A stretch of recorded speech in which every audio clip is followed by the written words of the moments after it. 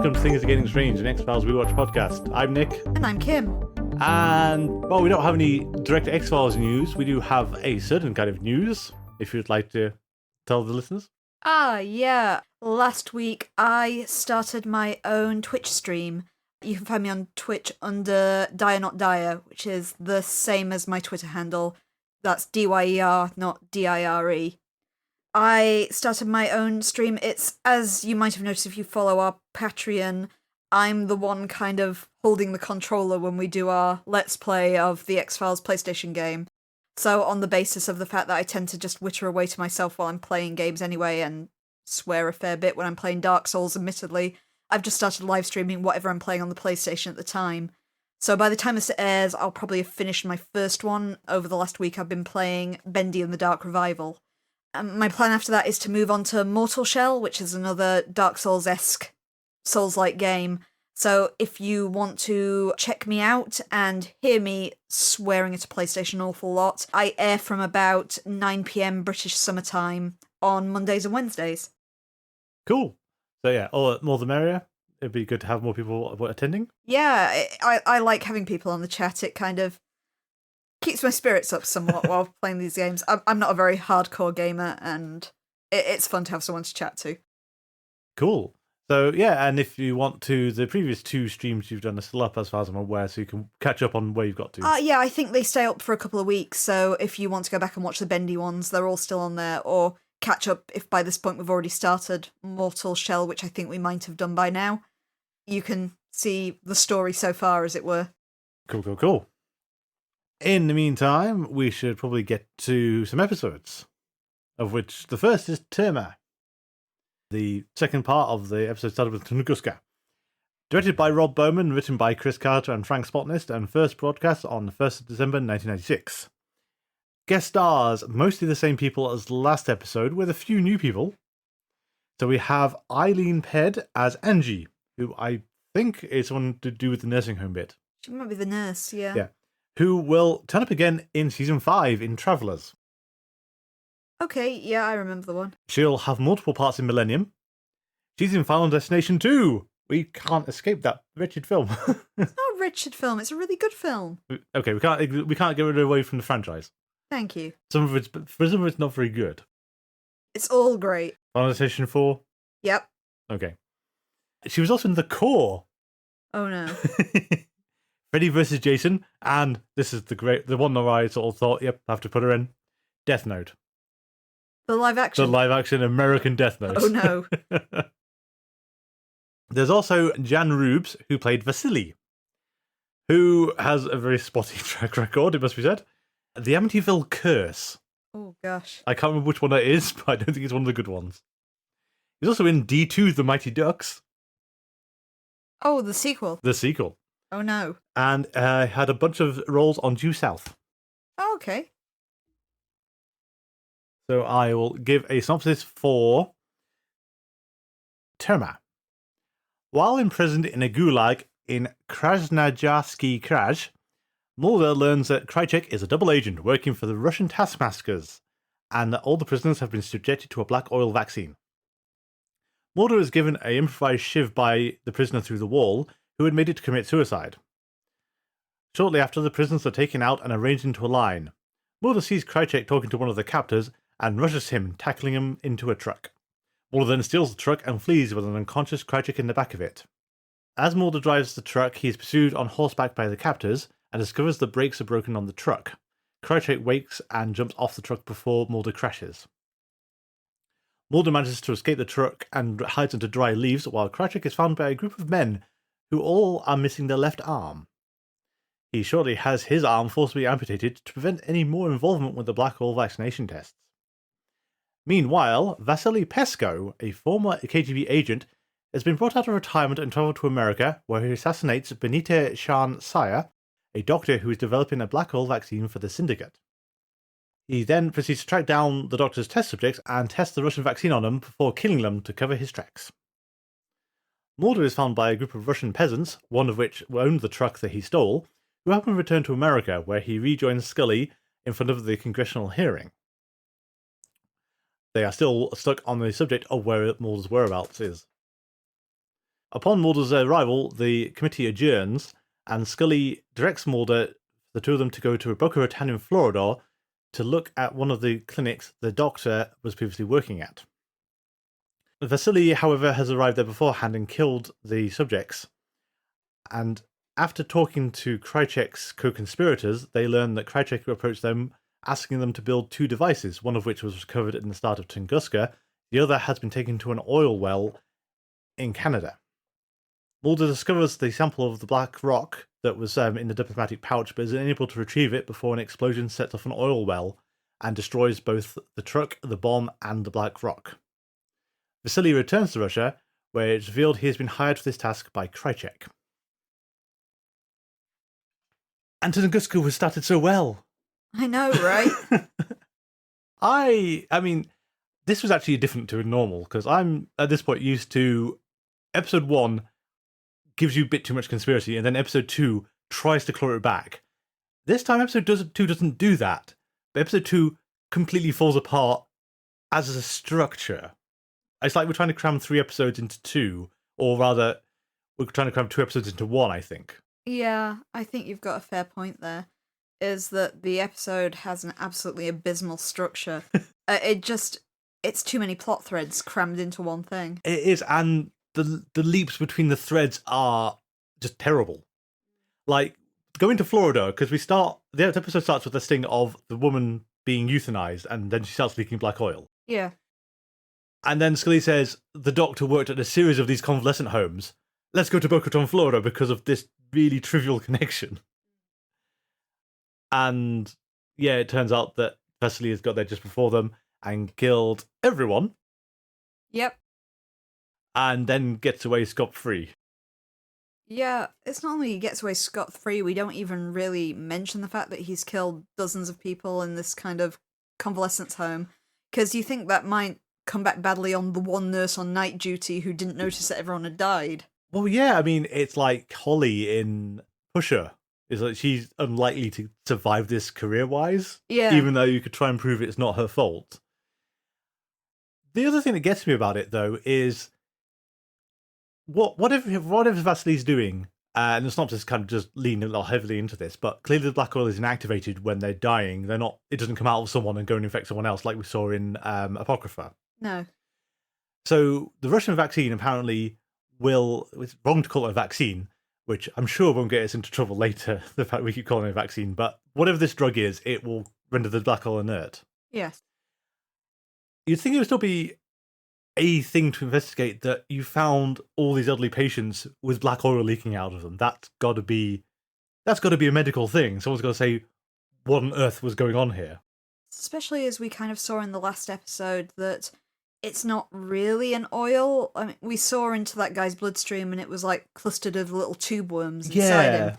And it looks a lot like that when it's exiting the bodies as well. It's like little caterpillars crawling across their skin.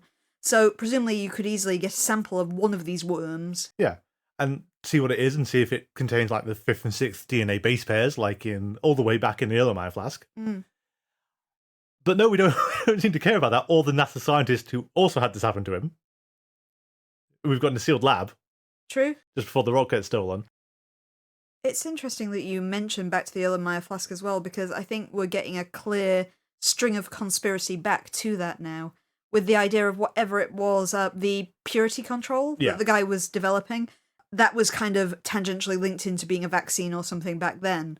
And we're starting to see now the fact we've got this idea that the Russians have a workable vaccine or cure or whatever it is for the black oil, but America doesn't. Yeah. So presumably, it's a bit of a leap still, but purity is supposed to be that vaccine.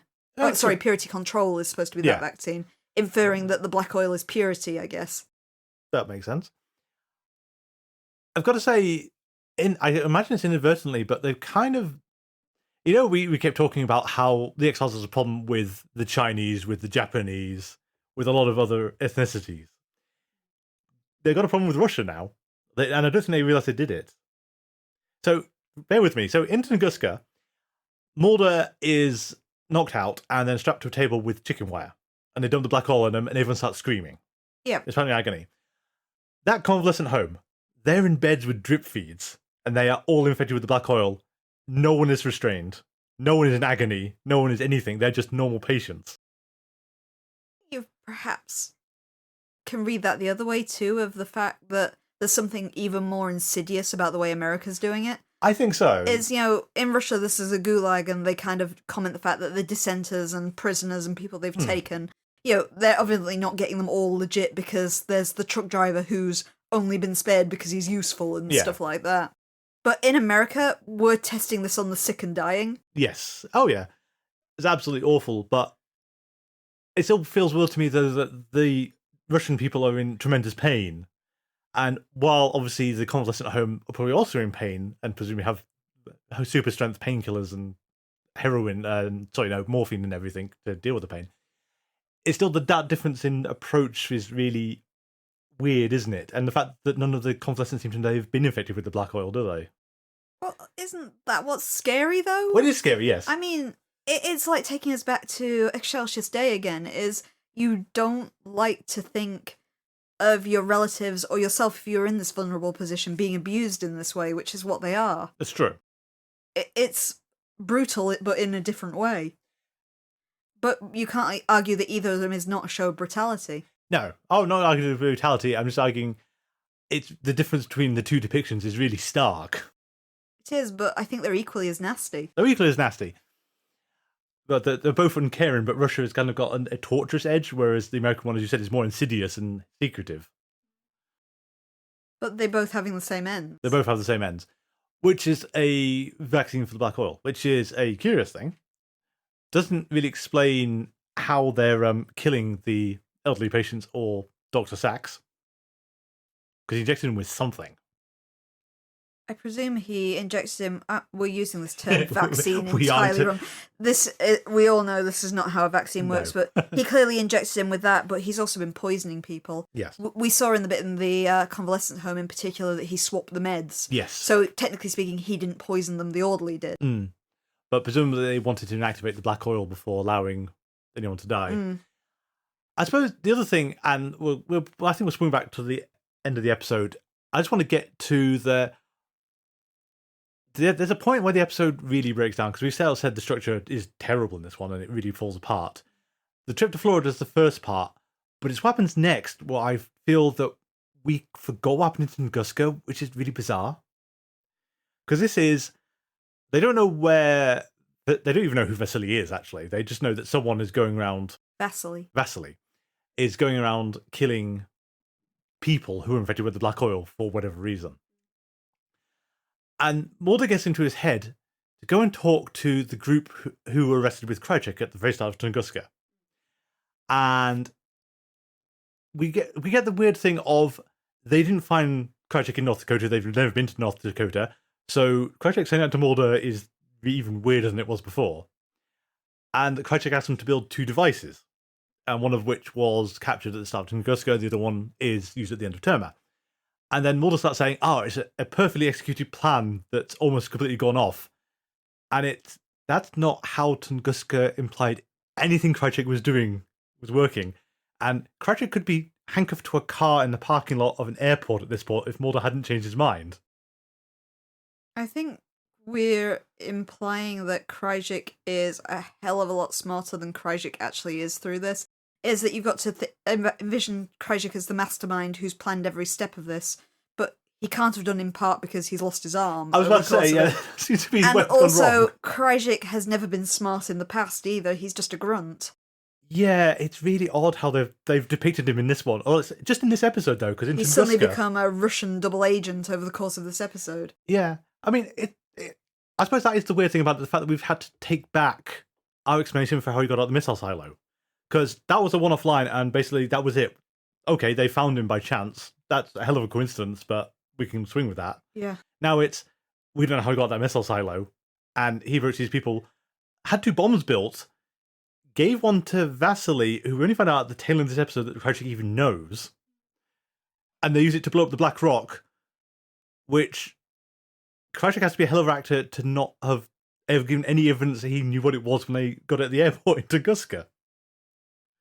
Because he seemed flummoxed by it. We know Krycek is a good liar, but it didn't feel like he was lying previously. And as you said as well, though, you'd think his plan would have got to the point of not having his arm cut off, given that that wasn't faked, that was actually done to him against his will. The fact he went with those rebels kind of infer the fact that he didn't know it would happen as well. No, I mean, it would be one thing to look at these people and say, you're all missing one arm. That's Maybe I should ask why. It's a hell of a coincidence. And I do think it's a bit weak that Mulder basically gets off without losing an arm, because they bring in that couple's son and he's missing an arm, and Mulder says, no, I'm not doing that, and he's just back in America. Mm. And then Vasily shows his face to Scully, which seems like a very weird choice. Why would an assassin do this? No, and if someone sees your face, you'd have to eliminate them. Yeah, and it's not clear why he doesn't just kill her, because his kill count in this episode alone is enormous. I think it infers the fact that at the start they had to force him out of retirement, is the fact that Vasily wants to kill the bare minimum of people. But that's a huge amount of people, and what's one more FBI agent? Exactly, and also, as much as they've forced him out of retirement, he was not showing any kind of regret or stalling or any kind of just slowness once he was in America. He's like, yep, gonna go over here and kill these people. It was even the bit with the, I forget her name now, it's Dr. Kansei or something like that, isn't it? He even engaged in unnecessary small talk before he did it. It wasn't a stealth kill or anything. No, and then he made it look like her horse stepped on her throat somehow. Mm. I was going to say that's one thing that really struck me about the second half of this episode that didn't make sense to me. Is we have that the cliffhanger thing is Scully being found in contempt of Congress because she won't answer the question, where is Agent Mulder? Yeah. We know that Senator Sorensen is allied with Cigarette Smoking Man somehow. And there's the implication he's actually allied with Well Manicured Man in some way as well, because Cigarette Smoking Man asks Well Manicured to call off the congressional hearing. Yeah. Okay. A little bit, when Cigarette Smoking Man has identified that Vasily is the person who's going around killing people, he then says to Well Manicured Man, Mulder's in Russia. We've actually spotted him. I think I even saw him go to diplomatic papers in Tunguska, didn't they? Yeah. So why is Senator Sorensen insisting on asking this question, which Scully points out has nothing to do with the case they're investigating, of where is Agent Mulder? And Scully's not answering, but they already know the answer to the question. The implication in Tunguska, at least, was they wanted to know where Mulder is so they can go and grab him. Sorensen should know full well where Mulder is, and I mean, it could be like Scully says, this is lawyers asking the wrong questions to get the wrong answer. But it's the fact that apparently no one else in this room is going to say, Senator, can we put this one to one side and ask some other questions? Maybe not hold Scully in contempt of Congress and just stall our entire proceedings because of the whereabouts of one man. I like how many recesses we call over this episode as well. Yeah, and the fact that in the episode it's a case of, we're gonna put this on hold till we can resolve it.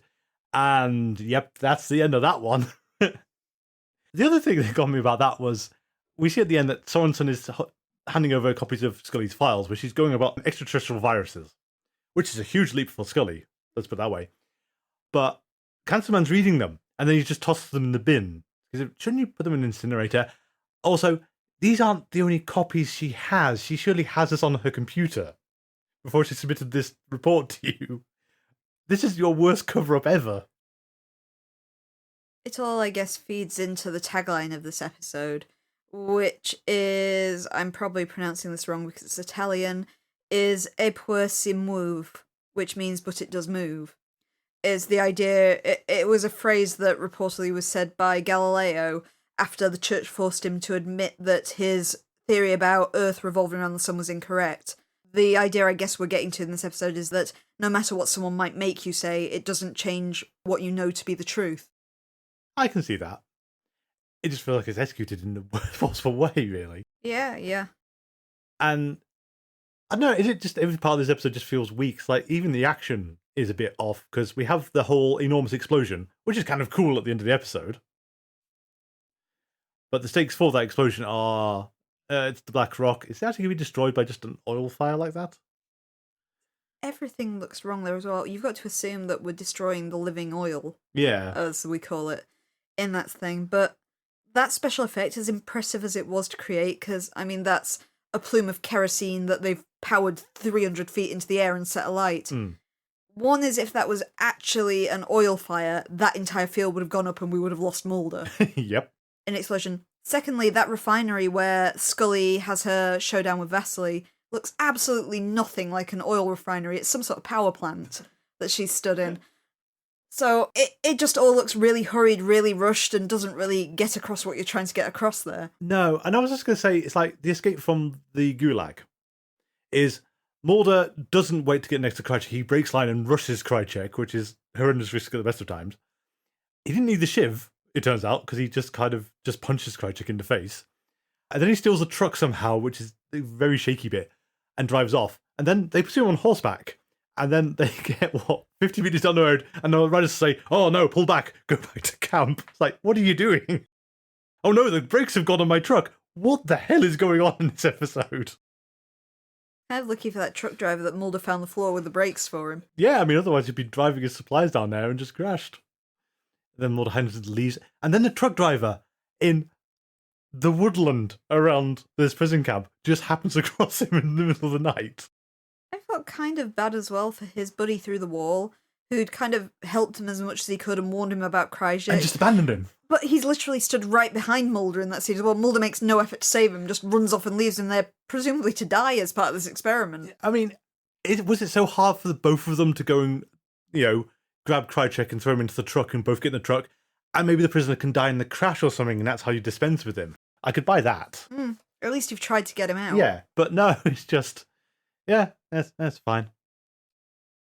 It's oddly appropriate for the themes of the episode as well, is what people have read. I don't know if this is actually the reasoning for why the episode is called Terma, but there's some kind of interesting etymology into that name. Is first of all, spelled slightly differently, but Terma is the Russian word for a prison or jail. Okay.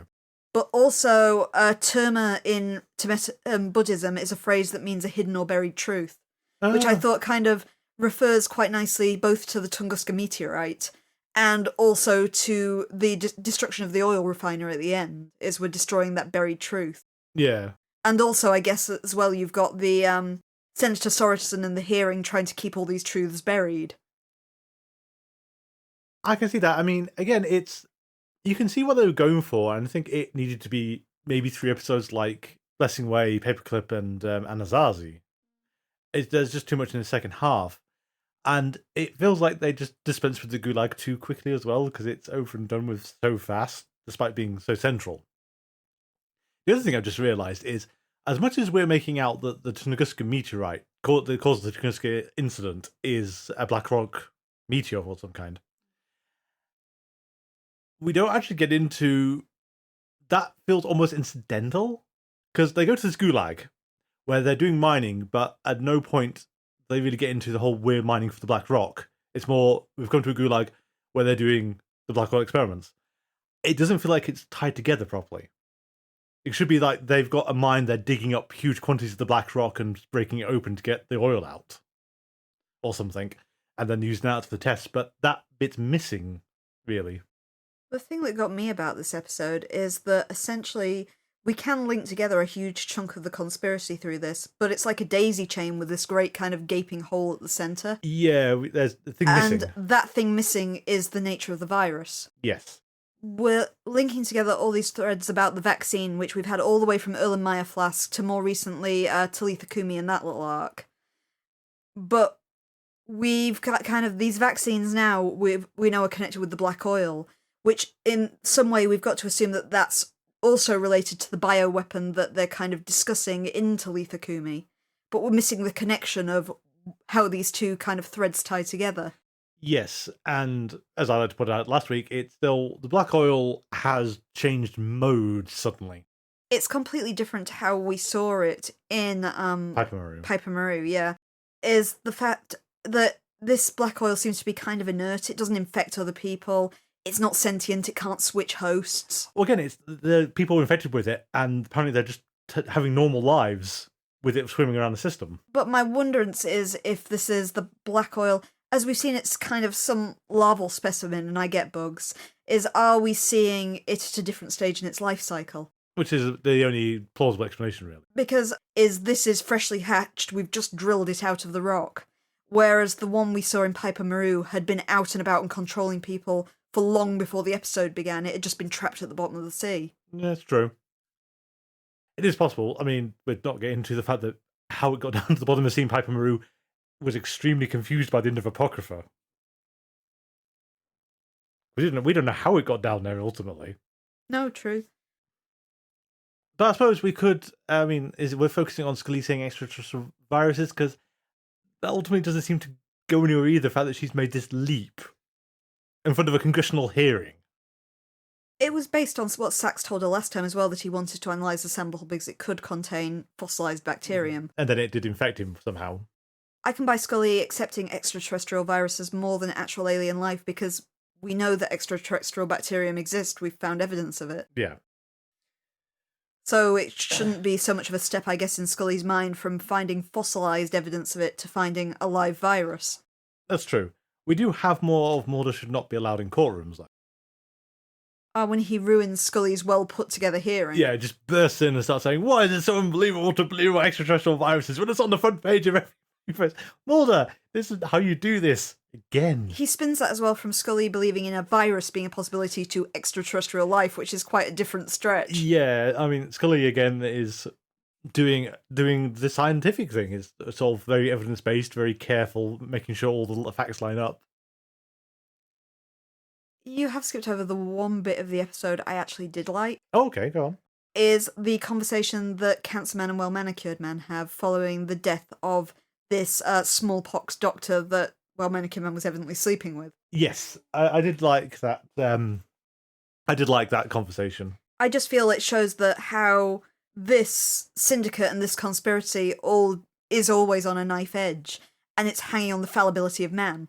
Yes. Well, I think that ties back into the bit I liked about Tunguska of something's gone wrong with the diplomatic immunity they're used to. And this, again, we didn't find out what happened to that customs agent. Yeah, that's true. He just sort of, there's someone else possibly infected with the black oil who... You're stealing my point again. Sorry. But it's in particular the fact that we see these kind of conspiracies, this shadowy conspiracy as being kind of like these big, all-powerful people. But at the end of the day, they are human and they make human errors. Yeah. And I especially liked it in Well Manicured's speech because he quotes the Mark Antony speech from Caesar's burial with, yes, Brutus is an honourable man, but then again, they're all honourable men. It's a very sarcastic statement that all of these people involved in this conspiracy are self-serving and they're not above kind of stabbing each other to get what they want. Indeed. Well, and also they can't control every aspect of the world. There are factors they can't have a handle on. So yeah, the conspiracy can be, I think that's the optimistic take on it, is the conspiracy can be brought down.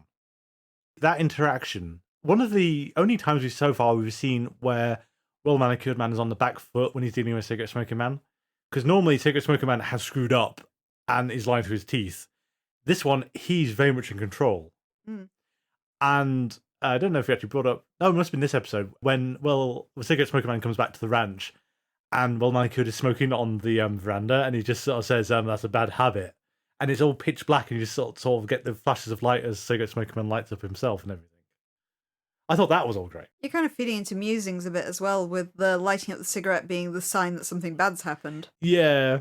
Although, Cigarette Smoker Man, I think, he kind of does it both ways. He does it when he's in trouble. He's also a victorious thing for him, though. Because there's not a lot of times where he's done it very smugly. But he's only smoking because he's unhappy.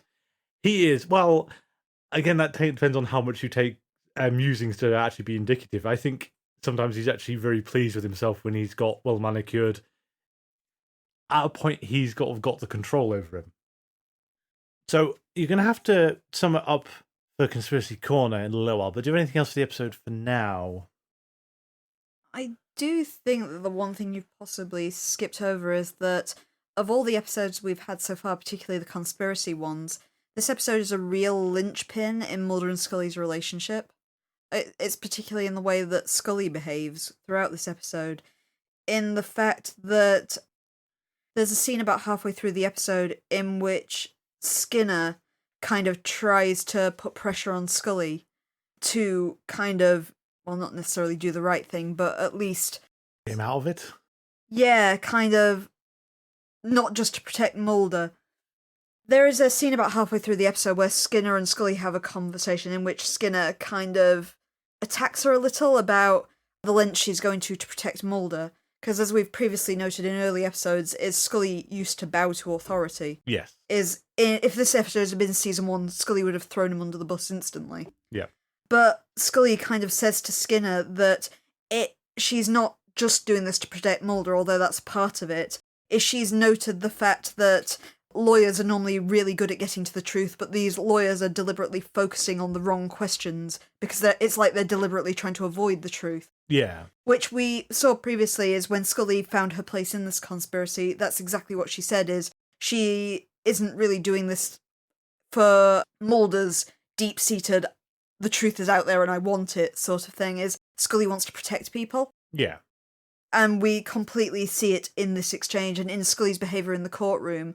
Is Scully is concerned that Mulder will be in danger if she kind of divulges where he is, but at the same time she's kind of more worried about these powerful men who are hiding something that she's only just starting to see the tip of what it could be.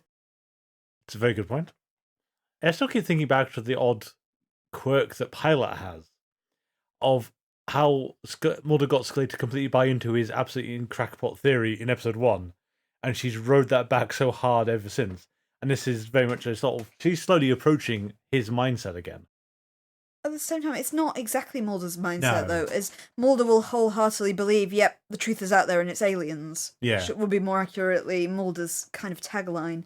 But Scully can see that there is a conspiracy. She doesn't know what it is, but she doesn't want people to get away with this. No. She wants to unearth actually what this kind of... the heart of darkness is here in the kind of US government. Yeah. You're also starting to increasingly see the kind of grandiosity of this is we've kind of involved other countries in this before. It's most notably Japan's involvement in Nissan 731. Yeah. But we're starting to see this as a global thing now because we've got essentially an arms race between the US and Russia to make this vaccine first, and the US trying to hide the fact that they don't have it. Yeah, and we've got Krycek in the middle as a double agent, and that comment at the start, the Cold War never ended. We also have a kind of offhanded comment that it could well be Krycek lying, but the way we're looking it's true is when they interview the other terrorist at the end of the episode, he comments about a black cancer that Saddam is developing. Yeah. So you might have the fact that this arms race is even bigger than what we're seeing as well. Absolutely. So, again, it just comes back to how that guy talks is just so at odds with how Tunguska starts. It's just weird. Yeah, I will say is I don't know if it is ever revealed in the series, but there is a comic book that focuses on how Krycek got out the Shiloh, and it's exceptionally unsatisfying. Yes, I mean, again, it's that whole thing which I wanted you to put out on Twitter, and then we couldn't remember quite when the question was asked in terms of this episode. Yeah, I didn't want to put it out on Twitter just because I knew other people will have read that comic and will come back and say, no, this is how it happened. We got to call in the canonity into question because that comic was canonical to a point, and then Chris Carter kind of revoked its canonicity because he wanted to make another season of The X-Files. Yeah, which didn't involve Krycek at all, so... But, again, it feels like the episode was written, 6 months apart. Mm. They're at Tunguska, and that's a fantastic setup and everything. And then they came out to Terma, and for some reason they found Krycek in the missile silo to be the reason. So Krycek got out somehow. I mean, are we suggesting that the black hole UFO took off, went up through the silo, just nudged Krycek onto the ground and flew off, and then Krycek said, right, time to find an insurrectionist group to go and join and make them build a bomb for Black Hole Rock that's coming through Georgia in a diplomatic pouch that I will get Mulder to take me to Russia so that what in the hell is going on? So that Vasily, a person who's not mentioned in Tunguska, can kill all the people that Mocha's experimenting on and destroy the Black Hole Rock. It raises more questions when you try to tie it back to Piper Maru as well, in the fact that if Krycek's parasite is behaving in a different way, wouldn't that be of more interest? We wouldn't just lock him away in a Shiloh. Yeah, exactly. So, I mean, the only explanation I can think of that is it was doing what Cancer Man wanted him to do, which was give him the tape, and that Black Oil wanted its ship back, whatever. And he made that trade, and for some reason he held up his end of that trade, although then locked in a missile silo in North Dakota. But yeah, that's because the syndicate should have sort of said, wait a minute, this is what we know the Black Oil does, we've got all these patients. This one is walking around and nuking people. I could also buy it, and it is something this doesn't get into, is fair enough, Krycek's always been a sleeper agent, but at his core, he was betrayed by the Cancer Man and infected with the black oil as a result of this. Yeah. I could see why he would want revenge on both the oil and the syndicate, which would be a perfect reason for him to destroy that oil field, because it would hit both. Yeah. But you're missing the thread of how he found out about it, how he knows about all these plans, because Krycek was previously an assassin. Yeah, we don't know how he found out about that diplomatic pouch at all. You've got to assume that it was via the fact that he's a sleeper agent and his intelligence coming from Russia, but we don't see any of this. You don't really even know he's connected so deeply as a sleeper agent until you see him talking to Vasily at the end of it. Exactly, that's a revelation that has had no build-up for it. I've got to admit, in Tunguska, I just assumed it was the fact that he had Russian parents, he could speak Russian, and he managed to talk his way out of it. This was him fast-talking. Not that, oh yeah, I actually lured Mulder into this trap. And the more you think about that, though, is, especially as he's a double agent, you'd think handing Mulder over to the Russian authorities would be more important. It's also the fact that he has to have read the script for it to work. Yeah. In the fact, he was locked on Skinner's balcony when an assassin broke in, he could have died there. Mulder and Scully could have followed due process and just had him arrested at any point. Exactly. Mulder could have left him in the parking lot. There was... It's so many ways it could have fallen through. Yeah, and he was not in control of any of these situations. It's not that he Kaiser Soze'd them and allowed this to happen. Exactly. It's that comment from Mulder is like a perfectly executed plan. What plan, Mulder? You've had Krycek in handcuffs most of the time. And it's only your stupid reason to take him to Russia that caused half of it to happen. Krycek must have read and knew you wouldn't kill him, but equally, you've been so incisive that Krycek killed your father for so long. What if you just shot him in the head? Exactly. It's... Again, I feel they've written at 6 months removed from each other, and no one bothered to look at the Tunguska script afterwards. Yeah, I think Tunguska is very sound. It's just a shame this episode doesn't kind of build on that. No. Again, I said, I'm used to the conspiracy ones of giving away too much in part 1 and then clawing a whole chunk of it back in part 2. I'm not used to episode 1 being a very solid setup, and then episode 2 being, oh yeah, it was all part of someone's plan. Which bit? And just the thread, I'll keep harping back to episodes like DPO where we actually see procedural detective work. In this one, it's just like we're throwing breadcrumbs and making such logical leaps from these breadcrumbs to find the loaf of bread they came from, essentially. When you've got Scully kind of deducing that they have to go to that one convalescent home in Florida over anywhere else. When you've got the leap of, we'll go and talk to that convenient terrorist who can tell me exactly where this random bomb is to get us to the oil refinery at the end. But I don't think he does he? He kind of says they have a bomb and it's inferred they get the information off screen. Yeah, but it's really vague and you don't get a good reason why they're going to this oil field for the climax. And you think also people were saying, but it's not really a good target for you to blow up? Given they were in New York City and they were going to... I don't think it's actually even inferred what they were going to blow up the first time, but... Again, we've got that weird thing of... So, let me get this straight. Krycek approached this insurrectionist group and said, right, we need to do something about black cancer, or whatever he told them, because he apparently mentioned it a whole bunch of times, and got them to build 2 devices. What did he tell them the first one was for? What did he tell them the second one was for? All you really know is, based on that kind of terrorist rambling, is that they at least believed that there was some kind of terror weapon being developed by Saddam and the US couldn't protect them against it because they'd been lying about vaccines.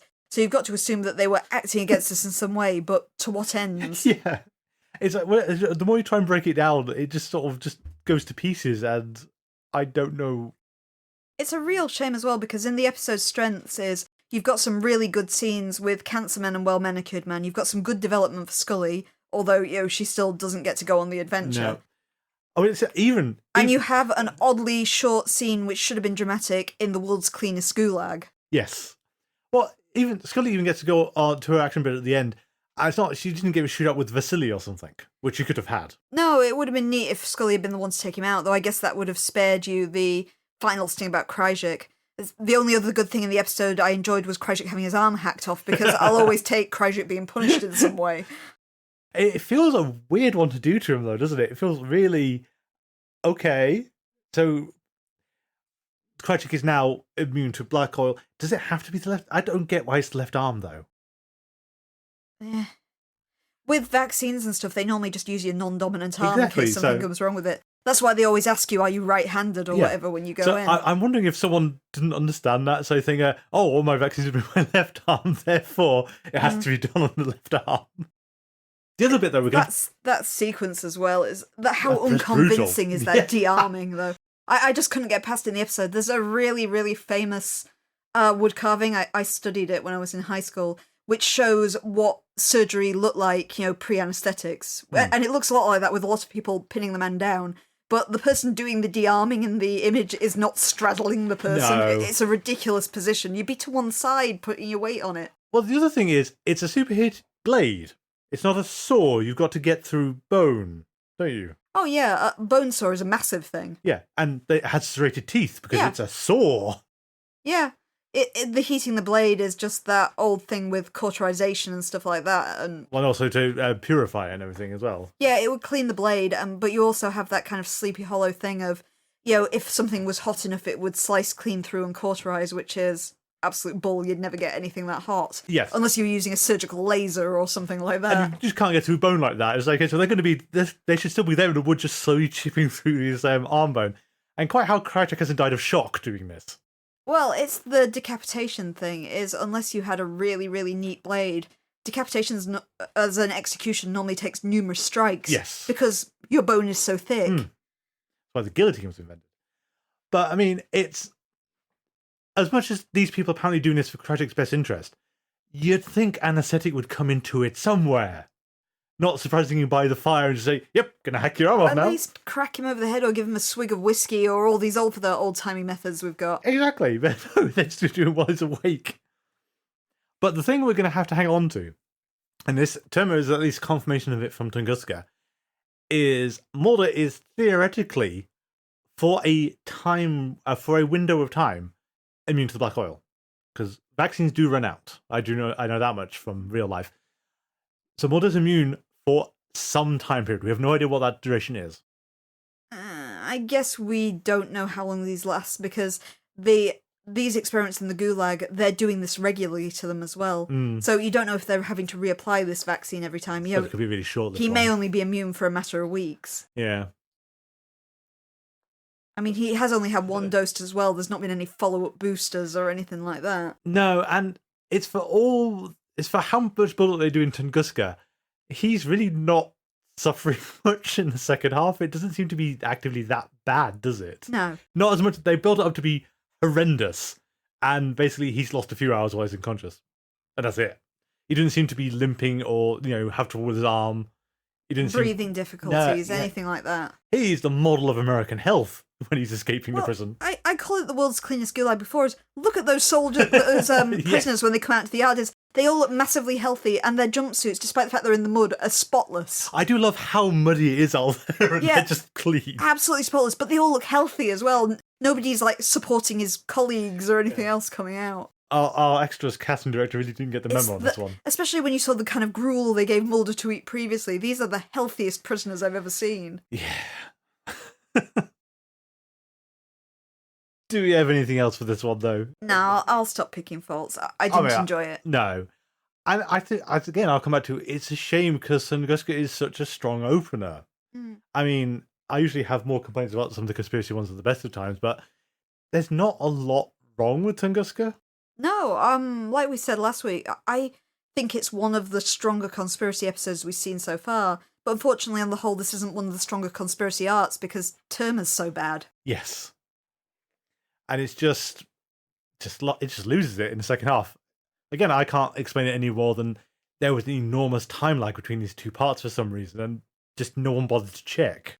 There wasn't, as far as I can tell. I know, they were I don't written get it. together. Which just makes Terma even more befuddling, doesn't it? Let's move on to something else, shall we? Hopefully something a little better. So, Paper Hearts, directed by Rob Bowman, written by Vince Gilligan. Hooray! And first broadcast on the 15th of December 1996. Am I betraying my the fact I sort of just like Vince Gilligan episodes? They do tend to be the better ones. They do tend to be the better ones. Okay. Guest stars Tom Noonan as John Lee Roche. Has had an interesting little career. Oh, has he? So, he was in The Man with One Red Shoe, a semi-obscure Tom Hanks film I quite enjoyed. Okay. He's also in Manhunter, where he played Francis Dollarhide, the Tooth Fairy. Yep. He was in RoboCop 2. Okay. He's in Last Action Hero. He's in fact the Ripper. Yes, he is. He's the Ripper. He is the Ripper. Yeah. I've never seen it, but I love the title. He's in Eight-Legged Freaks. It's not a great film. And he's in Synecdoche, New York. Synecdoche, New York. Okay. He's the guy who was Philip Seymour Hoffman's double. Oh, yeah. That guy. All right. There's also Brian Piven, who played Frank Sparks, who I don't even remember who that is. I think it's the dad of one of them. Dad, yeah. Who was in Being John Malkovich. Okay. And I really like this one. Carly McKillop, who played Caitlin Ross, which was the little girl at the very start of the episode. Okay. Done some dub work. She's Sakura in Cardcaptor Sakura. Oh, that's cute. So would you like to give us a synopsis for Paper Hearts? Mulder has a very vivid dream in which he sees a red light that leads him to the corpse of a young girl who is buried in a park in Manassas, Virginia. When he awakes, he heads straight to that park and finds a girl's skeleton exactly where he dreamed it would be. It's quickly determined that the girl was a victim of a serial killer and paedophile called John Lee Roche, who murdered 13 girls through the 1980s. Although we don't find out what he actually did to those girls, part of his modus operandi included cutting a heart out of their clothing of each victim, a trophy that was never found even though Roche was arrested. Mulder was the one responsible for capturing Roche at the time by deducing that he committed the murders while travelling as a vacuum cleaner salesman. As Roche had only ever confessed to killing 13 girls, all of which were found at the time, this causes Mulder to realise that Roche had actually killed potentially many more than they first thought. This is actually collaborated by Scully, who does an autopsy of the skeleton and finds that the victim actually died around 1975, which means that Roach's spree had to start a lot earlier. The agents begin to investigate the case again and search Roche's old car, where they actually do manage to find a book, a copy of Alice in Wonderland by Lewis Carroll, which contains 16 cut-out fabric hearts between the pages. Mulder and Scully visit Roche in prison and hope to learn the identities of the remaining 2 victims. Roche, however, starts playing mind games with Mulder. That night, Mulder dreams of Samantha's abduction, but however, it differs slightly to previous depictions we've seen of that, and we see that she was taken by Roche rather than the aliens. The following day, Mulder interviews Roche again, and asks where he was the night Samantha was abducted. Roche confirms he was in Martha's Vineyard, and had sold a vacuum cleaner to Mulder's father. Mulder later finds the same model of vacuum cleaner in his mother's house, and she confirms that indeed, Mulder's father did buy it from a vacuum cleaner salesman. Mulder and Scully convince Skinner to grant them further access to Roche, and the agents question him again. He allows them to pick one of the remaining hearts, and he will tell them exactly where the victim can be found.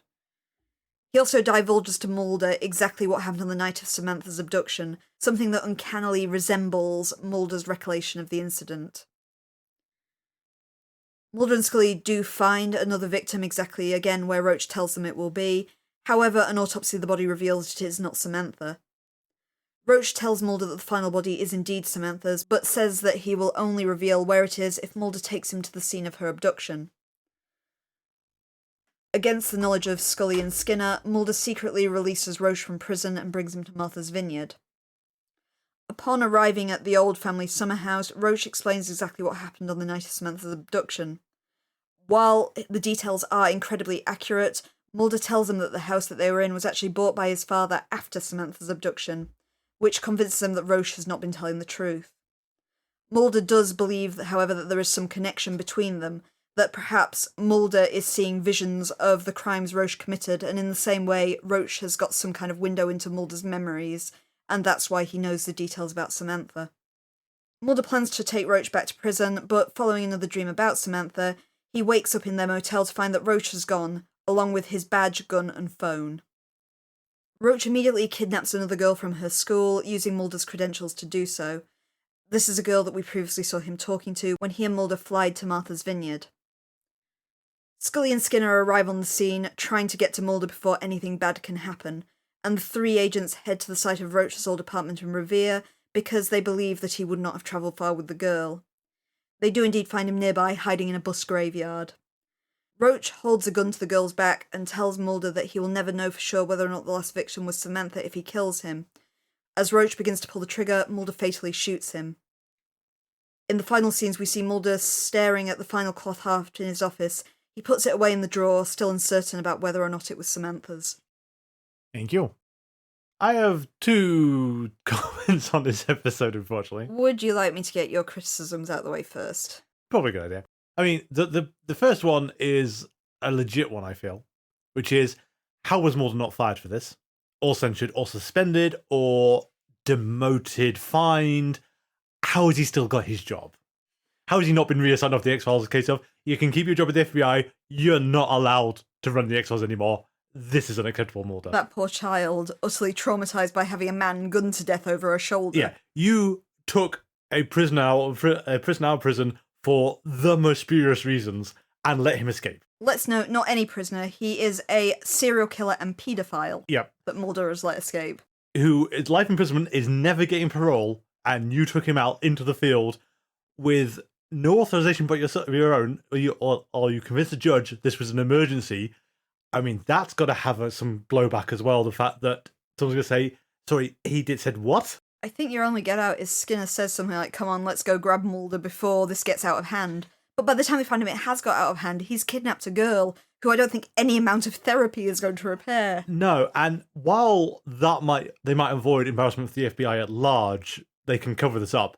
Internally, Mulder should not be able to go here. This is Holly from Pusher again. There should be comeuppance for him on this. He shouldn't be allowed to just get away with it. And apparently he does. Got to assume so, yeah. He learnt his lesson. What lesson? Don't take serial killers out and then have weird dreams where you unlock their handcuffs and they scarper with your badge and gun. Oh my god. He's got precedence in this as well, because he kind of, although she turned out not to be a killer, he kind of did the same thing in Oubliette too. I was about to say, it's interesting, the connection to Oubliette, given, much like the episode, we have this spiritual connection forming between two people, and we've no idea why it's happening. Although there is actually a possible explanation for Mulder, more so than there was in Oubliette. Well, in Oubliette, it was a trauma bond. Yeah. And in this one, we can say, we're going to reference Conduit. It could be because he was there when the abduction happened, which does bring me to my other criticism. In that this episode should not occur in season 4. Because you can't suggest to the audience now that the abduction wasn't aliens. This is too big a hole. You're knocking out such a fundamental part of Mulder's entire ethos here. If you say, that abduction, that was a paedophile and she's dead. She's been dead the entire time. I think you've got some interesting things you can lean into from here as well. Is that one, obviously she was abducted by aliens or the government conspiracy in some way. Yeah. Because even the alien bounty hunter told us that she was. Exactly, and all the clones. It's like, unless every alien is aligned to Mulder point blank, Samantha is somewhere and has been taken by aliens. Otherwise, she wouldn't be figuring into all these conspiracy plot lines. You could pull this stunt in season 1. It absolutely would work as a whole, maybe I was wrong about everything revelation. But at the same time, I think the other interesting thing is Mulder's memory of the events, which switches. And fair enough, it's probably switching in this episode because Roche is messing with his head through this bond they have. But it's Mulder, up to this point, has absolutely infallibly believed that regression hypnosis is entirely accurate. Yeah. And doesn't blink the second his memories change. It's like, oh no, my memories have changed. Right, off we go. I must have been wrong with this whole time. Is if Mulder's memories of this are wrong, every time throughout the series he's lent on regression hypnosis as being an accurate thing is also wrong. Absolutely. The other thing that got me about it as well, though, was when they are doing the new version of the abduction sequence. So the power goes off, the room starts shaking, there's bright lights outside, then the door opens and it's John Lee Roche. Because of what is he doing to generate a localized earthquake in your home that the family next door didn't feel, apparently? Well, I've never been attacked by a serial killer before, so I've got to believe that this just happens. He just generates earthquakes. That's what he does. But it's that depiction, and it feels weird that, because we've all felt a heavy truck drive past a house, and the fact that you can feel a judgment will go through the room, like a very miniature earthquake. It's not really anything to be worried about. the amount of force you see on display in that scene is over and above that vehicle, which we also see the vehicle, and that's not a big car. No, he's just got like a sedan. Exactly. So it's really odd that we're even going to try and do this. Again, season 1, I would be fine with this happening, because I could see that as... Vince Gilligan unfortunately wasn't hard on the X-Files at that point, so it wouldn't have happened, but it would have worked as, mid-season, season 1, you suddenly call Mulder's ethos into question and say, there's an alternate explanation for what happened to your sister, and it's a frustrating dangling plot thread left at the end. And in season 2, you can bring in the clones of Samantha, and that kind of shuts that off. It feels wrong to do it now. I mean, that's the problem is that otherwise it's an excellent episode. It's just in the context of the wider X-Files, you shouldn't be doing this at this point. No, I think that's a valid point. However, it's been one of the best episodes we've had in a long time. I know, and I don't want to criticize it too much, because otherwise, absolutely brilliant. I mean, John Lee Rush's character has got perfectly cast, because he's got very much the bizarre quality, and I don't know, basically, some of the character actors can just do this, of being threatening, weirdly sympathetic, and weirdly, you kind of warm to them at the same time they're actually these vile people. It's a very complicated character to do. I think it's the way to accurately portray serial killers. It's the Ted Bundy effect of, you want a guy playing a character like this to be the sort of person you'd look at and think, what a nice young man. Yeah. Like the bit where you see him on the plane before Mulder stops him, where he just crouches down and starts talking to a girl, and it feels very natural, very sweet, but it's only offset by the fact that you as the audience know he's a paedophile. Yeah. It also puts me in mind... It doesn't work if he's kind of creepy and has an eye patch and a scar or something like that. Yeah. It put me in mind, oddly, of the David Fincher Zodiac film, the guy they cast as Arthur Lee Allen. Yeah. He's got that aspect to him as well. He seems quite friendly and approachable. Yeah, but there is a layer of menace to them as well. There's something wrong with how they're behaving, and it's not, you can't put your finger on it. Well, I thought the uncanny thing is, my first thought about this episode was it had the feel of Silence of the Lambs, which a lot of the X-Files have, because it was a major influence on it. And the Manhunter connection is in the void. That's when I realised when he stepped into the frame, it's like, oh, it's the guy from Manhunter. Yeah, that's why I'm getting this feeling as well. Yeah. We do... I think there is a comment to be made about Mulder's attitude to due process again. For setting aside letting the prisoner out, it's that we've tracked down the guy who's bought John Lee Rush's car, and we're just going to tear this guy's car apart. Like, he starts cutting the seats open and everything. It's like, Mulder, come on He was straight. detailing it for him. He's detailing it. That's called destroying someone's property. It is one of these aspects of procedural things you see occasionally, where people will slash open sofa cushions and the like. And you do wonder at some point of, you can hide things, you obviously can hide things in sofa cushions and under seating and anything like that. And that's easily missed if you're doing a cursory surface level thing. But I think the thing that the episode kind of got confused on there is, he's a weird serial killer, these are his trophies. Surely he's going to want to get to them, and putting them into the seat is going to be very awkward to undo the stitching on the edge of the seat so that you don't give away that's what you're doing. It could be the fact that he knew he was going to be caught and he stashed them somewhere permanent. Which was in the camper van bit of his car. Inside the kind of hood lining, bit. Yeah. I think, as you commented, it's very odd the episode is called Paper Hearts when they're all cloth. Yeah, I can't get past that. Oh, actually, no, you did also have a great point about Mulder's memory, which I think the writers have completely forgotten about it, but it was set up early on and just doesn't seem to factor into anything anymore. Oh, Mulder's eidetic memory. Yeah, so he should be able to look at those cloth hearts and say, that's not what Samantha was wearing that night. It blatantly isn't as well. When you watch the flashback, neither of those two fabrics look anything like the things she's got on. But Mulder remembers every painful detail, and he said it before, it's because his memory is photographic. But now he's calling his memory into doubt. Yeah. And again, season 1, absolutely you can pull all this stuff. Yeah, it dawned on me in the episode when he asked his mum to identify, and his mum said, well, how will I remember? It's, Mulder, you should remember. Yeah. If your memory is supposed to be this good. I mean, I do find the vacuum cleaner detail also slightly odd, because it's an old, broken down vacuum cleaner. They throw it away, surely, not just store it in the basement. Yeah, we've seen previously they're hoarders, though, in... well, yeah, there's that. Talitha Kumi. Yeah. that their house is just full of junk and they never throw anything away even if they don't live there anymore. Yeah. It's the Mulder's memory I want to come back to as well. Is you mentioned about how it's a bit unclear about how they've got this bond, but it's something we've seen time and time again in these Mulder plots. We kind of saw it in Grotesque, and we saw it in Young at Heart as well, is that the episode often conflates Mulder's empathy with a kind of low-level psychic power. Yes. So your idea is that he's got into this killer's head so powerfully that he can kind of see this process, and he's still processing things from years before in his head subconsciously.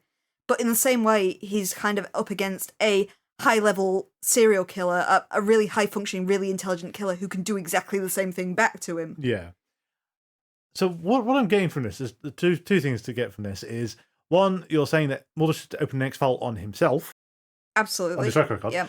The other is, hey, let's do some weird things I don't think the writers want us to do, but say, Mulder, remember in Conduit you said that being in the proximity of an alien abduction would give people weird abilities. Do you not think this might be what's happened to you when you were in the room when Samantha was abducted? Yeah, but in that reckoning, Scully should have weird abilities because she actually was abducted. Yeah, but then we're getting the difference between what the government versus the aliens doing. I see. You only get the powers if it's aliens. Clearly. Because, I mean, admittedly, Conduit ultimately was very vague other than the fact that she had symptoms of being in zero gravity for a few days.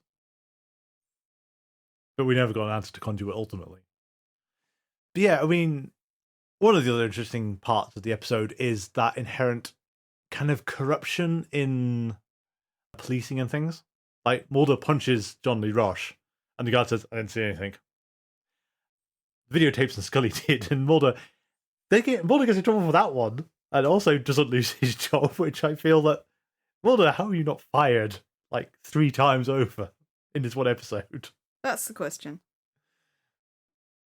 I know I can't go anything further with that. It's just, it's one of those things. I'm pretty sure someone said that Mulder's allowed to do the X-Files as a kind of indulgence because he's such a good agent. And this should really be like a black stain across his entire record. And as much as you can throw the Samantha card into it, it's all hypothetical, Mulder, and you can't trust the man who lied to you when you made a deal with him at your first meeting of, if you make this shot, I will tell you where the bodies are buried. And he says, you trust me, and walks away. That shot was made on the first take as well. Mulder, David Duchovny is actually very good at basketball. I think he played for Princeton or something like that. Oh, wow. Okay. But also the trivia is that the guy who played Roche is also apparently fabulously good at basketball. So they had to ask him to downplay his performance to make it look like Mulder was the better one. Okay. Do have to wonder about the psychic bond that Mulder shares. And how in his sleep he managed to unhandcuff John Lee Roche from that hotel bed. At least that seems to be what it's insinuating. I just assumed that Roche got away because Roche had handcuffed Mulder. Well, yeah, but then...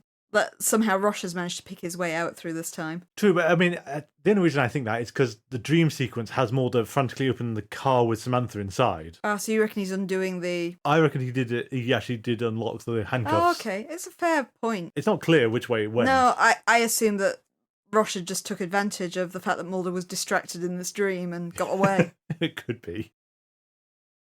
This is one of those episodes, and I think it's a rare thing in the X-Files so far, in that Scully's skepticism ultimately wins out for Mulder, in that she keeps insisting back to him, he can absolutely have looked up most of the stuff about you on the internet, because we know that Mulder writes articles for UFO magazines. It's not impossible someone has written out the encounter with Mulder and related to Samantha's story online, or it's the psychic connection that's doing it.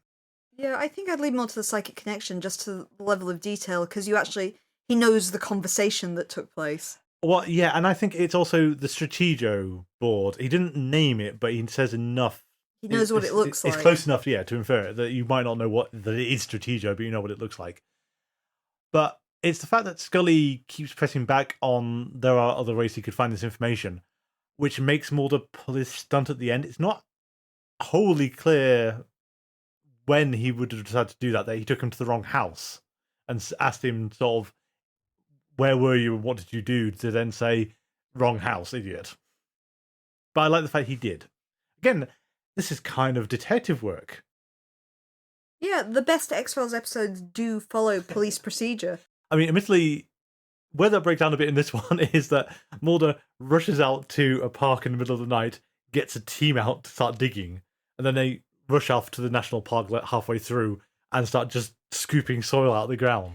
I do feel like grotesque. We should have possibly questioned whether Mulder was the killer as well. It feels like that's a question that could have come up and didn't. I think you probably just rule him out on the basis of age. I've just done some quick math. I think the opening, well, not really opening kill girl, the body they find in the opening, Mulder would have been about 14 at the time, and therefore, but it wasn't in Martha's Vineyard either. No. It was in Massachusetts or something like that, so you could have easily ruled out there's no way Mulder could have got there. Yeah.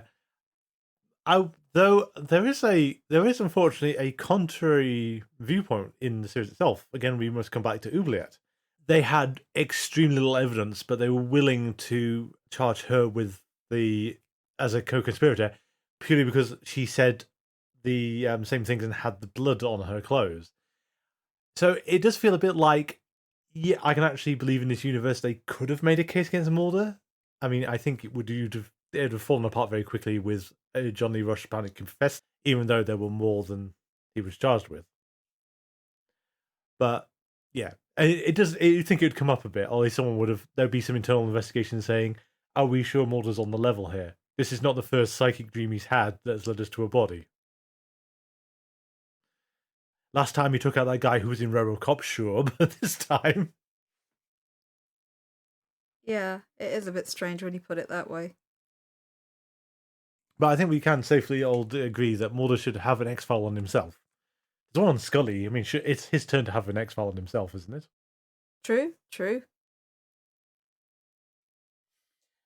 I did like the fact I didn't put a content warning on this episode, despite the fact it tangentially has some uncomfortable themes in it, because you see nothing. No, and you don't get anything described either. You don't get anything described as there's one throwaway comment that infers he's a paedophile in the entire thing, but beyond that, we know he killed at least 16 little girls years previously, but we get no MO, we get no gory pictures, we get nothing sinister. The only splash of blood in the episode is when he shot himself at the end of it. Yeah.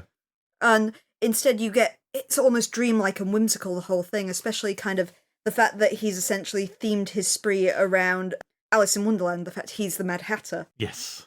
And therefore he's kidnapping all these little Alices and doing who knows what to them. We'll never know because the episode at least never goes into that. Which is good, because you don't need to get into that. No, it kind of shows that for all the episodes that we've had to put a warning on because they have been unnecessarily nasty, is the X-Files doesn't need that to make quite a disturbing episode. Yeah.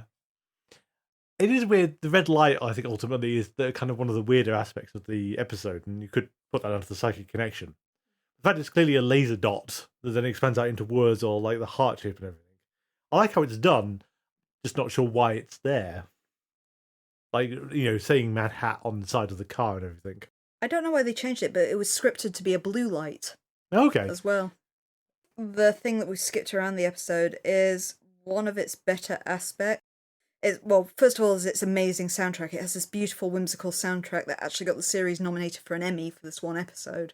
Yeah, it is notable that it's none of the usual tracks are in there, are no, they? it's completely unique. It was designed for this episode, and it was designed to not feel like any of the other ones. And as you said at the time, it starts so whimsically, it's really odd that you're not prepared for exactly how dark the subject matter is going to get.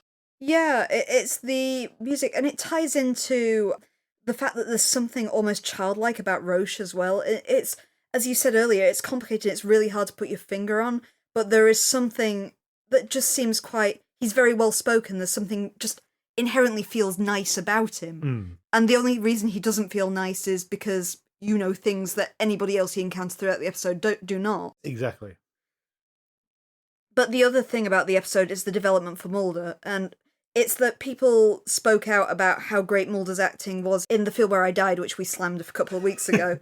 But I think this one in particular is such a strong Mulder episode. Yes, and I think part of why I like this one more on that axis at least is it feels like Feel the Red Eye was just to have Mulder crying, and that's enough in some quarters. And this one, he's got to do a lot more complicated acting and emotions, but doesn't break down at any point. He's starting to, towards the end, he's a bit teary in that final scene in his office. But he's not just having to cry like he's in the Feel Where I Died, where he just sort of just cries over his soulmate who he met 3 hours ago. And in this episode, it's understandable. You know, towards the start of the episode, they have to go and tell the girl they find at the start's father that they found her. And he has quite a powerful little speech where he says that he always thought that knowing would be easier, but it's actually not. Yeah. And that's what Mulder's going through in this episode, is he's always been carried by this belief he'll find Samantha again. But if Roche has killed her, that's that dream shattered. Exactly. That's the end of his kind of quest that's carried him through his adult life. Yeah. And on that note, I do, as much as I say it should be in season 1, I do appreciate why season 1 actually would be a little bit too early for it. It's still timing-wise, this episode doesn't fit for me. Yeah, it's the kidnapper Samantha is the X-Files' oldest mystery. Yeah. And this doesn't feel like the right time to do it. I do agree with you. Which is, and again, it's a shame. It's otherwise there's really little wrong with it. Yeah, I must admit, probably at least this season, it's been my favourite episode so far. It's so well put together. Yeah, I mean, admittedly, it could be we've just come off Terma, where we're going, what on earth is going on? Thank goodness there's a good episode after Terma. This one actually has a structure and a through line, and we can follow what's going on, and it all makes sense. And it keeps your attention throughout. You know, you never get bored during Paper Hearts. And again, I think it's got to be, we've got to say it's down to the acting, it's down to the performances. I mean, everyone gets a nice little moment. I mean, Skinner actually does seem to be at his best when he's just angry at Mulder, we've got to say by this point. He's angry, but at the same time, he's still protecting Mulder. He's sympathetic. And we certainly make the argument, depending on what happens in the next episode, of a bit too sympathetic there. Skinner, you probably should have done something to him. Depends if Mulder's on toilet duty next episode, really. Oh, poor man. What, just letting a killer out of jail and shoot him in the head is fine. Tuesday. I feel there at least has to be some minor punishment for this. Yeah, it's going to be like last time they punished Mulder, where they put him on wiretap. Yeah. Yeah. Let's look at that. He was put onto terrible grunt work, and Scully was reassigned to a teaching division, and that was, he actually hadn't done anything. They just shut down the X-Files because they could. Good thing on the whole, Mulder and Scully get a lot of people killed over the course of the X-Files. I mean, you often have a mid-stage person getting killed because we haven't solved the case fast enough. Yep. I mean, but not quite to the degree of this releasing the person who's killed at least 16 people. Yep. I mean, that plastic surgery thing of 3 weeks ago, they got loads of people died on them in that one. Mulder let that Russian prisoner die in a gulag while he ran away. When you had that horrific... when you had the horrific statistic, kind of season 2-ish, where they said something like 75% of their cases are resolved, which is higher than FBI average. It's like, but to what cost? Yes, how many people have you killed? But it's kind of contrary to what he says in Jose Chung, where she admits that it's not as conclusive as some of our cases. But yeah, I mean, I dread to think about some of them. We actually know, we have seen some of their reports, and it's... Most of the time Scully is saying, we cannot answer this question, but I believe this. I can't prove it. And occasionally Mulder's... I mean, Skinner must dread Mulder's report. I'm still not quite over... I think it's still hosted one of the funniest ones ever. Like, no, I had that reaction when I read your report over breakfast. Now we're going to get into the other stuff we were in trouble for. Some of the other ones must have better reports. Like you said, Sanguinarium. The report on that must have been spectacular. Yes, and I wanted... Yeah, and the Jose Chung report must have been... I don't know. What would it even have looked like from both of them? Yeah, so there's a point where I dozed off, and then Mulder says that these 2 men were in my hotel room. Skinner says, "You're both fired. Get out." Brilliant. But is there anything else you've got for Paper Hearts, or are we going to have to do some conspiratorial work? No, I think you've probably summed up Paper Hearts. On the whole, I'll let you have your little foibles for this one, but it's a brilliant episode. It is. I mean, let's not mistake the fact that I thought this was an excellent episode. And my one about timing is excusable given the X-Files, as much as it wants to have its story arcs, isn't great at integrating everything into the timeline. It is very spotty. sometimes things will be, it's obviously written to be after other events, and other times episodes seem to just float in vacuum and don't actually seem to relate to anything on either side. Like, as we, Sanguinarium, which we brought up, seemed detached from everything. I mean, Sanguinarium didn't seem to draw on anything or lead into anything, does it? No. It's just a weird case in the midst of everything else. And you could also make, I suppose, the weirdest example then is 3, which can only happen when Scully's been abducted, but has almost nothing to do with that. Yeah. So, yeah, it's not really fair to ding the episode for it, but at the same time, if you'd located it elsewhere, there are places it would have fit better, and it wouldn't feel quite like the audience would actually potentially buy into it a lot easier if you'd located this elsewhere. You would actually have them thinking, oh, maybe Mulder was wrong the entire time. At this point, after Alien Bounty Hunters, after Samantha clones, after... Did anyone else confirm she's around? Yeah. After the Samantha clones, the Alien Bounty Hunter, and Jeremiah Smith have all said Samantha's alive and well, you can't really now say she might be dead. True. That's really straight. That's really not fair. But anyway, so you'll have to try and ingratiate black oil back onto itself in Kim's Conspiracy Corner. Oh, you're not giving me an easy one this week, are you? I'm sorry. I mean, yeah, we have discussed at length that Tunguska and Piper Maru and Apocrypha kind of tie into each other, but not as gracefully as you'd like them to. That's why I'm here. Okay. In Tunguska and Terma, we start to see the black oil in a different light. We hypothesized earlier that perhaps we're seeing it at a different stage of its life cycle, but it's clear that the oil itself might actually be more bacterial than it is actually what we would consider a life form, or at the least it's some kind of parasitic worm of some kind. That we also see its arrival at Earth in its inert state as kind of oil contained within meteor rocks, the biggest of which has crashed down in Russia during the famous Tunguska event. It is evidence that people have seen from this event and other incidents involving the black oil that what it does to the human body is pretty scary. This thing can completely take control of the host, and we've seen it in a variety of ways now. Sometimes it controls the host and seems sentient, other times it puts them in a kind of catatonic, almost death-like state. So yeah, it's pretty scary, and nations in the world are now in a rush to create a vaccine for what's been deemed to be a horrendous bioweapon. In the case of Russia, we have seen this event at the Gulag where Mulder is held prisoner, where people are being forcibly treated by what we have been calling a vaccine, but could equally be a cure, it's unclear at this point, before being infected with the oil to test its veracity. It's inferred that the Russian one is actually operational, though we don't know how long it lasts, especially as these tests seem to be ongoing and they seem to be applying it over and over again. The only way that rebels have seen to avoid this test is to remove their left arm, for reasons unknown. Apparently this can only be done using the left arm, but we don't really understand how it works to be able to comment on that. In the case of America, this has become somewhat of an arms race. America is pretending they have a viable vaccine, which could well, looking back now, be linked to purity control, the vaccine we saw them developing right in Series 1. However, it's inferred in the episode that the American one doesn't actually work yet. That hasn't stopped them testing it, though. We see a large-scale testing in a convalescence home in Florida, for example, and we know that they have other caches away. There's the black oil ship that we saw back in Piper Maru, which is still presumably kept in that silo where it was left. We don't know how Krycek escaped from that silo. We're also not entirely sure how this vaccine project is tying back to what we saw in Talitha Kumi. I feel there is some sort of connection there, especially as the doctor we saw assassinated, well-manicured man's friend, was specifically a smallpox doctor. And we know there was some kind of weaponized smallpox involved in that Ginseng farm back in Talitha Kumi. The connection between that, the black oil, and the vaccine is still what's a little vague, but hopefully that'll start coming together very soon.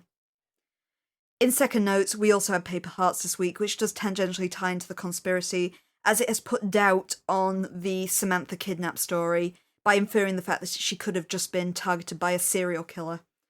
We, however, here at Things Are Getting Strange, do not really agree with the veracity of this. We're still firmly on the camp of she was abducted as part of the syndicate.